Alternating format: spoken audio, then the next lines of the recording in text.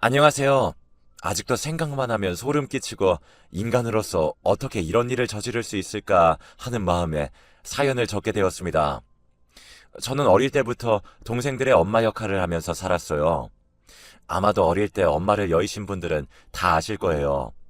엄마의 빈자리가 얼마나 큰지요.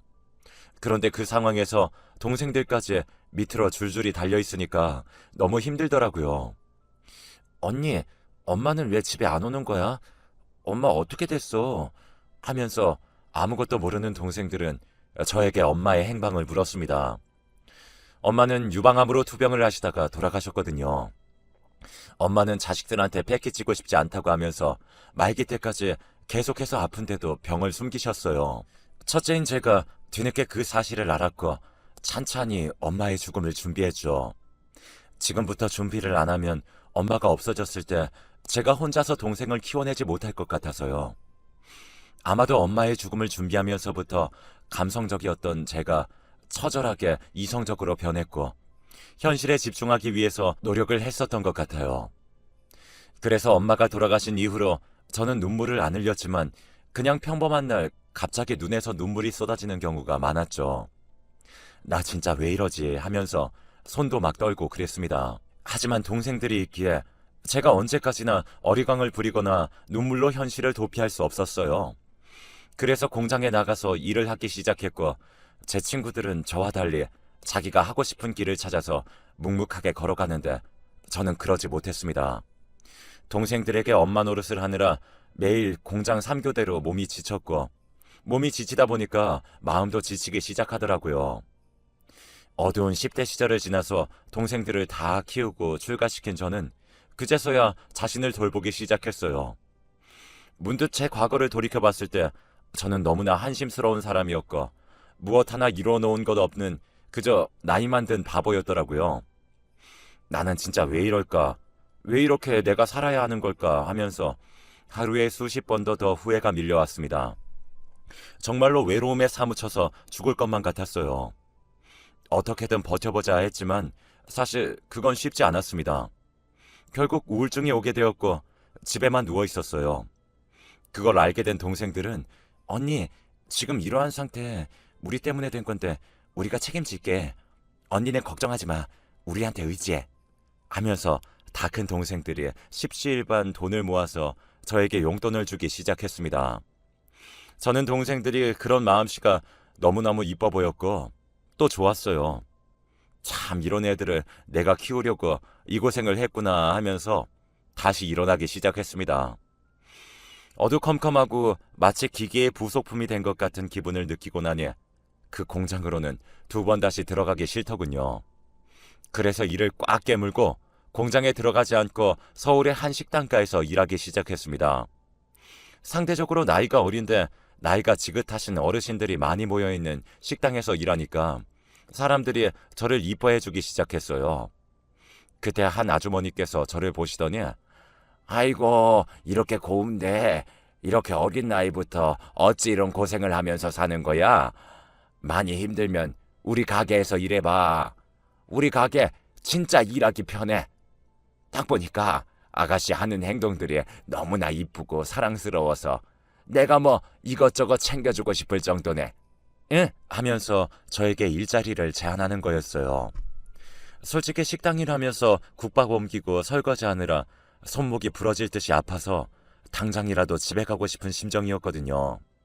그래서 저는 그분께 정말로 진심으로 일자리 제안하시는 거예요? 그러면 제가 거기서 일해도 될까요? 하면서 조심스럽게 물어보았습니다. 어머, 장난으로 하는 말 아니야. 아, 진짜로 내 딸 같고 너무나 열심히 일하는 게 기특하기도 해서 그래서 우리 가게에서 일했으면 좋겠다 싶어서 말한 건데 여기 내 번호 있지? 이걸로 연락하고 저 사거리 길 건너서 있는 노란색 간판이 우리 가게야. 오늘 퇴근하고 들려. 어떤 일을 하는지 설명해 줄게. 라고 말을 하더라고요. 저는 감사하다고 고개를 숙인 뒤에 퇴근하는 시간만 목 빠지게 기다렸다가 그 노란색 간판 가게로 들어갔습니다. 그곳은 아이들, 아주 어린 아이들의 이유식을 만들어서 유통하는 가게였어요. 원래는 동네 사람들, 애 엄마들이나 밥을 삼키지 못하는 나이 많은 노인네들을 상대로 음식을 만들었는데 이게 입소문을 타고 청결하고 재료도 좋은 걸 쓴다는 이야기가 들리자 인기가 엄청 많아진 거죠. 우리가 이런 일을 해요. 아무래도 그 가게에서 국밥 들고 설거지하는 것보다 여기서 청결 감독하고 또 재료들을 배합하고 기계에 넣으면 뭐 힘든 일은 없으니까 그래서 부른 거야.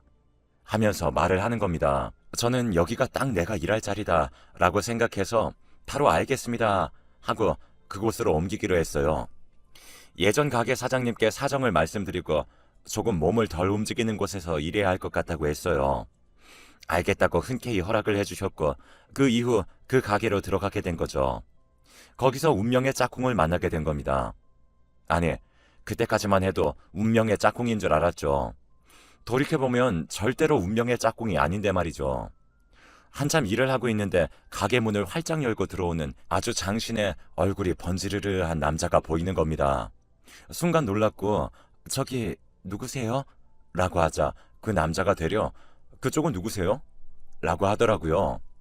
저 여기 일하는 사람인데요? 라고 하니까 그 남자는 여기서 일하시는 분이시구나. 저 여기 사장님 아들입니다.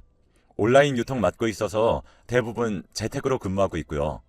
못 보던 사람이라서 좀 놀라신 모양인데 집에서 일해도 가끔씩 재고랑 물건 파악 때문에 가게 출근하니까 얼굴 익혀두시는 게 좋을 거예요.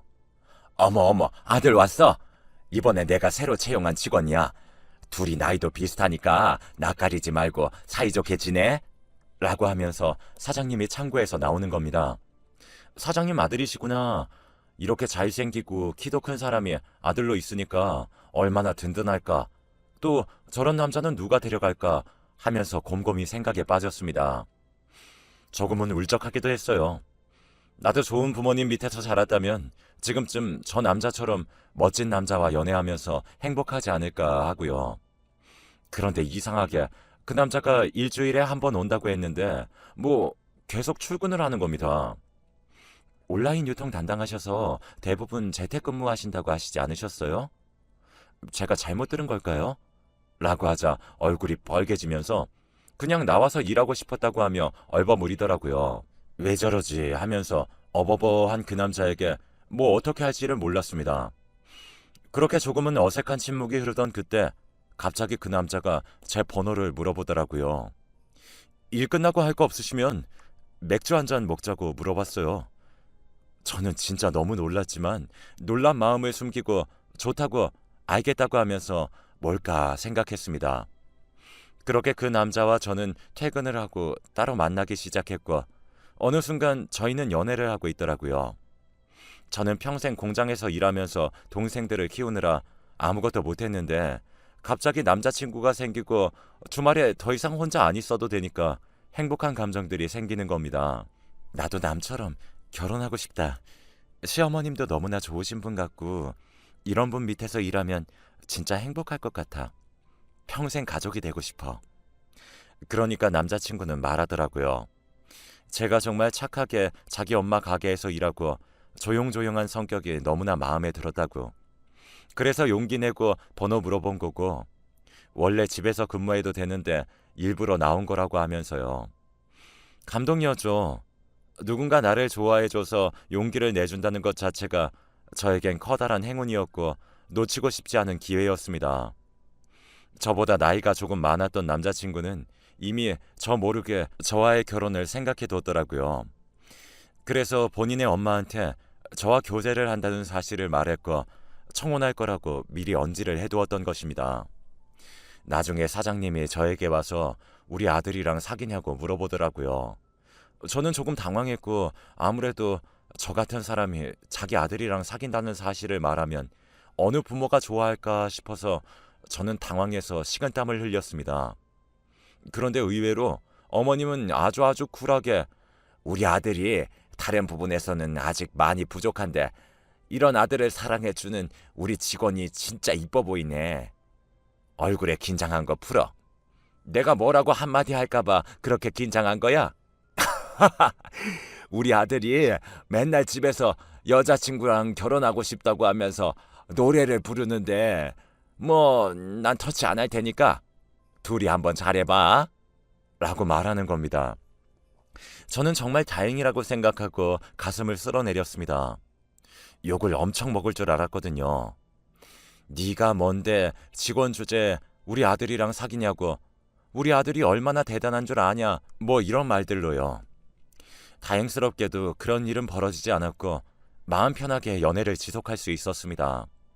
그러다가 남친이 저에게 청혼을 했고 제가 그 청혼을 받으면서 저는 그 집의 며느리가 되었어요.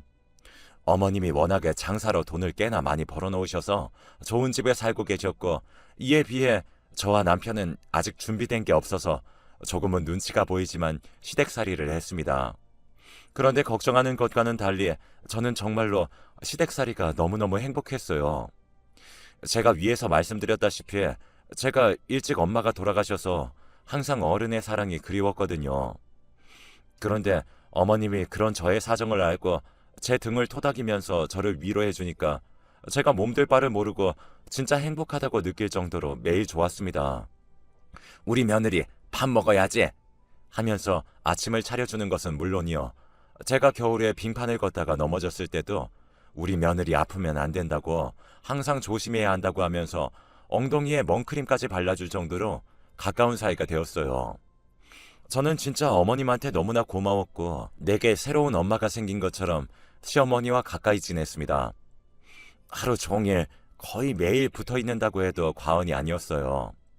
아침에 일어나면 어머님이랑 같이 출근하고 가게에서 일을 하는데도 지루하다는 생각이 안 들고 항상 어머님이 저에게 잘해주시고 배려를 해주시니까 힘든지도 몰랐죠.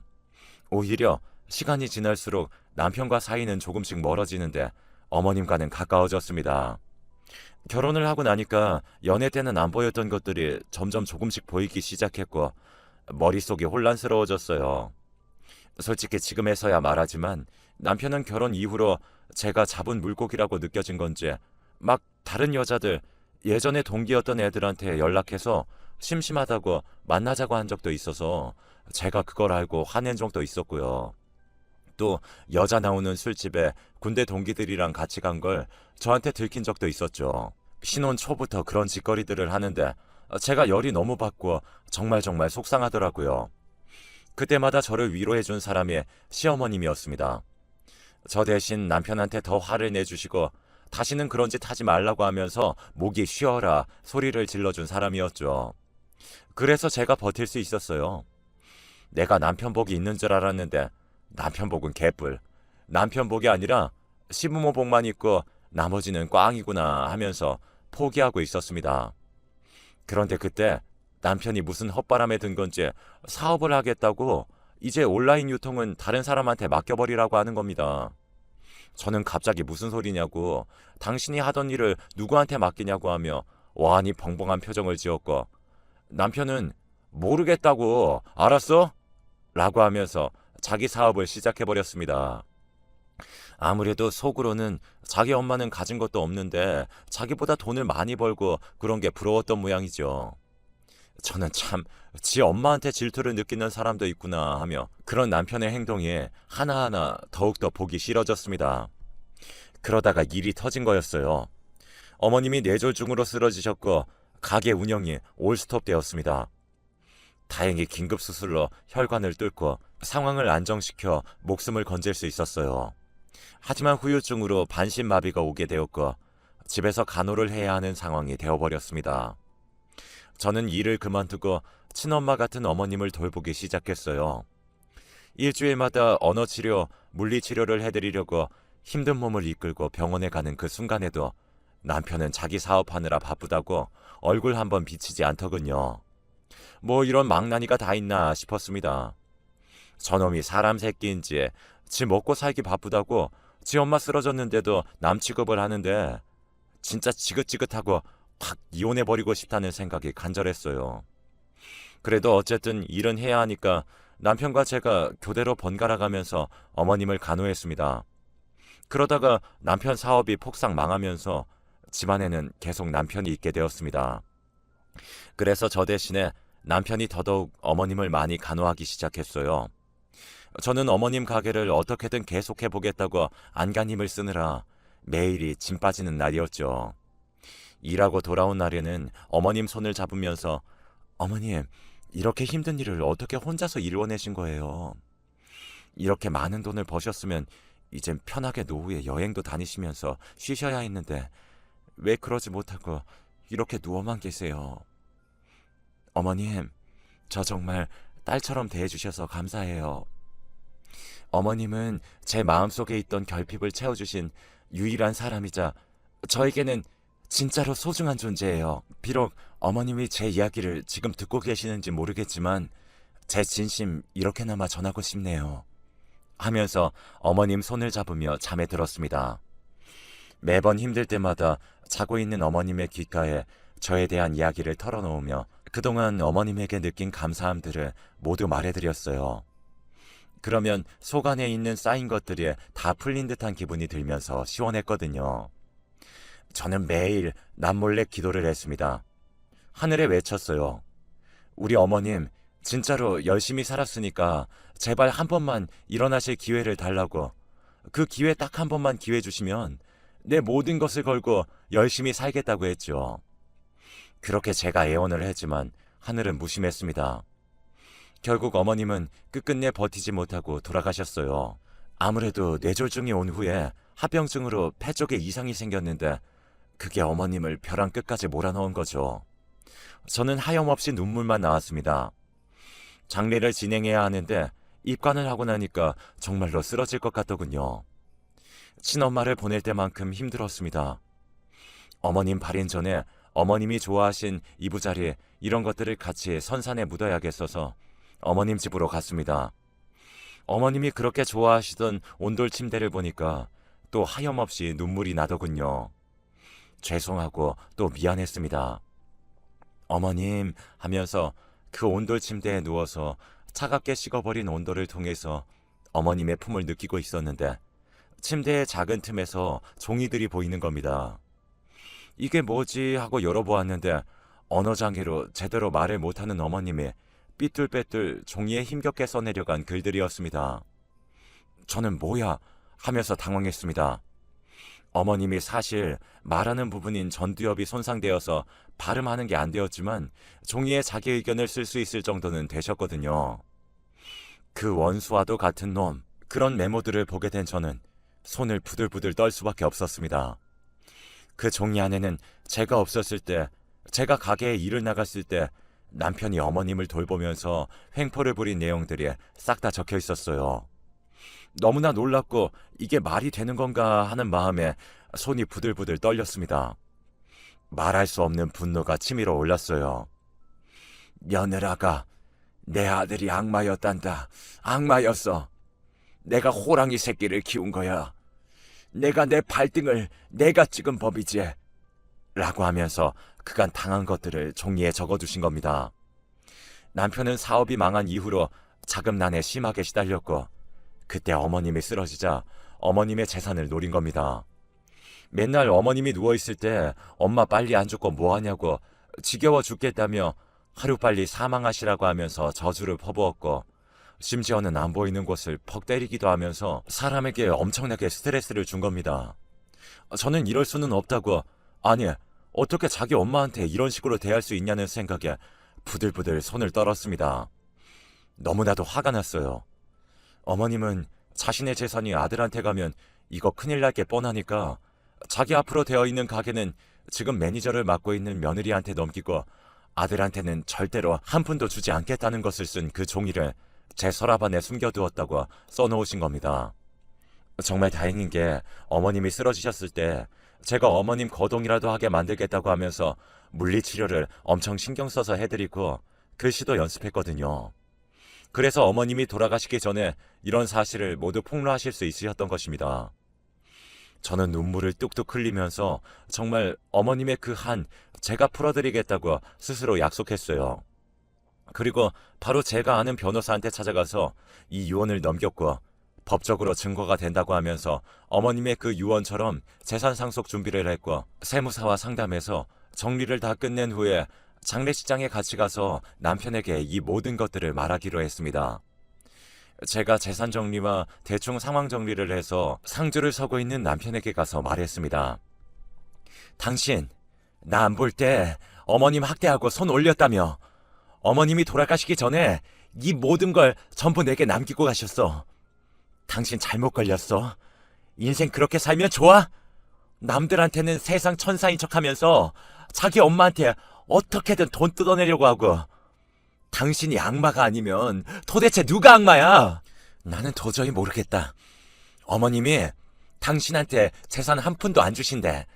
당신은 그저 무능하고 엄마 등에서 피나 빨아먹는 기생충인 거야. 알겠어? 그렇게 알라고 내가 지금 변호사랑 세무사 대동해서 상황 설명하려고 온 거야.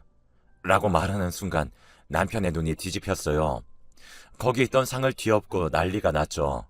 미친놈인 줄 알았습니다. 경찰을 불렀고 경찰이 남편을 끌고 갔어요. 난동 피우지 말라고, 경찰한테 이 사람 지 엄마를 폭행까지 했다고, 지 엄마 폭행한 천륜을 저지른 놈이라고 하면서 만행을 폭로했습니다. 남편은 끝까지 발악하며 아주 추악한 모습을 보이더라고요. 사람이라면 어떻게 이런 짓을 할 수 있을까 싶었고, 변호사와 세무사도 혀를 끌끌 찼네요. 결국 어머님의 재산은 어머님이 적으신 대로 기부단체에 기부되었고, 가게는 제가 맡아서 운영을 하게 되었습니다. 남편에게 떨어진 돈은 5천이 전부였어요. 직계자식이라서요. 변호사가 직계자식에게는 적어도 5천 정도는 줘야지 나중에 탈이 없다고 하는 바람에 돈을 주긴 했지만, 그래도 남편 그것에 만족하지 못하고 괴물처럼 포효했습니다. 자기 엄마 죽으면 자기 엄마 재산 그거 가지고 다시 사업을 해서 재개하려고 했는데 그게 망하니까 얼마나 빡쳤겠어요. 저는 어머님 장례를 치르자마자 바로 남편에게 이혼 소송을 냈습니다. 남편은 그간 저 몰래 여자 동창들이랑 연락하고 따로 만났던 것, 그거까지 다 해서 재산 분할도 걸어버렸죠. 그래서 다행히 제가 승소해서 이혼을 할 수 있게 되었습니다. 연애 때는 그렇게 하늘의 별도 달도 다 따다줄 것처럼 행동하던 사람이 어떻게 결혼을 하자마자 저를 어항속 물고기 취급을 하면서 악마처럼 구는지 정말 인간은 알다가도 모르는 것 같습니다. 저는 어머님이 돌아가신 이후로 한동안 마음이 너무 힘들어서 정말 살기가 싫었지만, 그래도 동생들의 위로와 또 그동안 겪은 경험들로 인해서 마음이 단단해진 터라 다시 훌훌 털고 일어났어요. 남들은 참 시모 때문에 힘들어 죽겠다고 말하는데 저는 오히려 어머님 때문에 지금까지 살아온 것 같네요. 어머님이 없었다면 저는 아마도 남편과 3개월도 못 견디고 바로 이혼했겠죠. 비록 지금에서는 이혼하긴 했지만요. 어머님과 작은 일상을 함께하는 게 저의 가장 큰 기쁨이었는데 참 아쉽습니다. 그럼에도 불구하고 하늘나라에 가서 어머님이 부디 잘 사시길 매일 기도를 하려고 해요. 아마 거기서 저희 엄마도 만나셨겠죠? 제가 제일 사랑하는 두 분이 만나서 저에 대한 이야기를 나눌 생각을 하니까 가슴 한켠이 아련하면서 뜨거워집니다. 삶은 만남과 이별의 연속이라고 하는데 역시 제 인생도 예외는 아니네요. 늘 헤어짐은 아프고 힘들지만 그래도 다시 새로운 사람과 만난다고 하는 걸 피하려고 하지 않으려고 합니다. 그럼 지금까지 제 이야기 들어주셔서 감사합니다. 별거 없는 이야기이지만 꼭 임금님 귀는 당나귀 귀다 하는 심정으로 여러분들께 들려드리고 싶었어요. 제가 자연사 할 때까지 이 세상에서 열심히 살다가 하늘에 있는 어머님 그리고 엄마를 만날 때 나 열심히 살았다고, 정말 피똥싸게 살았다고 말을 하려고요. 오늘 조금은 우울한 날이었지만 이렇게 글을 쓰니까 조금은 마음이 편해지네요. 여기까지 제 사연을 들어주셔서